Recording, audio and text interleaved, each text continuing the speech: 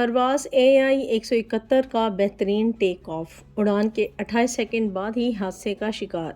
Hyderabad airport کے CCTV کیمرے کی فوٹیج سے طیارہ حادثے کی تمام صورتحال سامنے آ گئی۔ فلائٹ شیڈول کے مطابق پرواز نے دوپہر 1:10 پر احمد آباد سے لندن گیٹ ورک ایئرپورٹ کے لیے روانہ ہونا تھا۔ پرواز AI-171 نے شیڈول سے 28 منٹ کی تاخیر سے دوپہر 1:38 پر احمد آباد ایئرپورٹ کے 11,499 فیٹ طویل رن وے نمبر 23 سے بہترین انداز سے ٹیک آف کیا۔ CCTV فوٹیج میں دیکھا جا سکتا ہے کہ رن وے کے آخر تک طیارہ بلندی پر پہنچا۔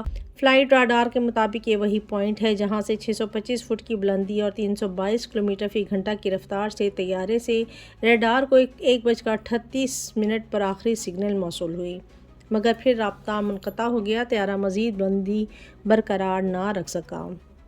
احمد آباد حادثے کا شکار بدقسمت طیارے کے 2 مسافر حادثاتی طور پر موت کے منہ سے بال بال بچ گئے۔ طیارے میں سوار مسافر رمیش وشواس کمار کو زخمی حالت میں سول ہسپتال میں پہنچایا گیا۔ مسافر نے بتایا کہ وہ برطانوی شہری ہیں اور خاندان سے ملنے بھارت آیا تھا۔ واپس جاتے ہوئے طیارے نے اڑان بھری تو 30 سیکنڈ میں ہی حادثہ پیش آ گیا۔ زخمی رمیش کے مطابق یہ سب کچھ اتنا اچانک ہوا کہ وہ ایمرجنسی گیٹ سے چھلانگ لگا کر نیچے گرا، اٹھا اور پھر وہ بھاگتا ہوا آگ اور لاشوں سے دور آ گیا۔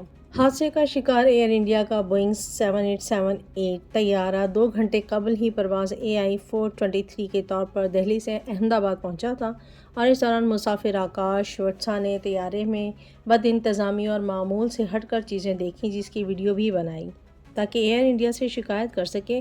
ویڈیو میں آکاش نے بتایا کہ ٹیکسی سے قبل جہاز کا AC کام نہیں کر رہا تھا، ہمیشہ کی طرح TV اسکرینز بھی کام نہیں کر رہی تھیں، یہاں تک کہ لائٹس بھی نہیں چل رہی تھیں۔